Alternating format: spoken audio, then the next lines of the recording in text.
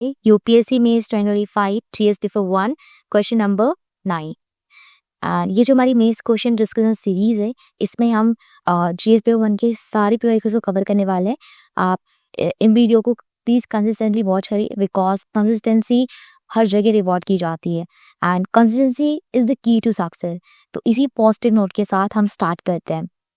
सो जब भी हम मेंस का आंसर लिखें तो सबसे पहले आप इंट्रो में आप डेफिनेशन लिख सकते हैं, ये डेटा फैक्ट्स आप मेंशन कर सकते हैं।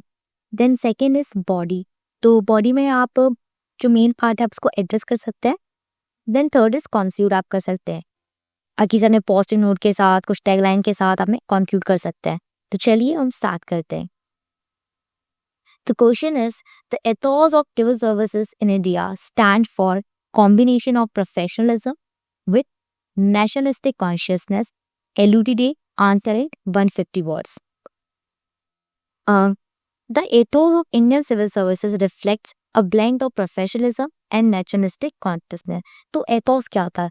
ethos गाइडिंग वैल्यूज होती है या माइंडसेट होता है जो कि हेल्प करता है सिविल सर्वेंट को कैसे वर्क करे, कैसे अपनी ड्यूटी को परफॉर्म करे, कैसे वो डिसीजन मेकिंग करे। सो जो हमारा एथोस इंडियन सिविल सर्विस का वो किसको रिप्रेजेंट करता है? वो ब्लेंड है प्रोफेशनलिज्म का एंड नेशनलिस्टिक कॉन्शियसनेस का। वो सिविल सर्वेंट के लिए एथोस है, गाइडिंग लाइट्स है, रूटेड इन कॉन्स्टिट्यूशनल वैल्यूज में रूटेड है। It require civil servant to perform with efficiency, integrity and impartiality. So ये रिक्वायर करता है सिविल सर्वेंट को कि वो वर्क करे एफिशिएंसी के साथ, इंटीग्रिटी के साथ, इम्पार्शियलिटी के साथ, while remaining deeply committed to India's unity, development and diversity. So nationalistic consciousness मतलब कि loyalty towards the constitution, यानी कि आपको प्रोफेशनल स्किल्स तो चाहिए पर साथ में आपको नेशनलिस्ट कमिटमेंट भी चाहिए टू इंश्योर फेयरनेस, कंपैशन, सभी की वेलफेयर को इंश्योर करने के लिए, स्पेशली पुअर्स। तो सबसे पहला पार्ट को हम एड्रेस करें, professionalism in civil services. Civil servant are expected to follow rule of law.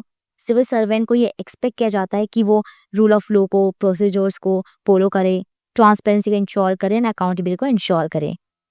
Use evidence based policy making and administrative competence.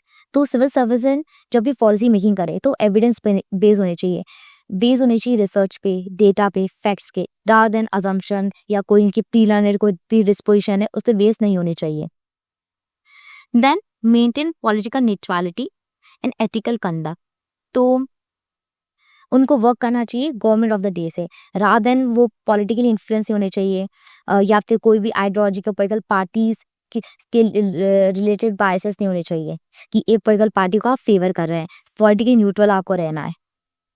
Example, efficient roll out of digital India and GST reform जो introduce किए गए थे, show professionalism and modern administrative capacity.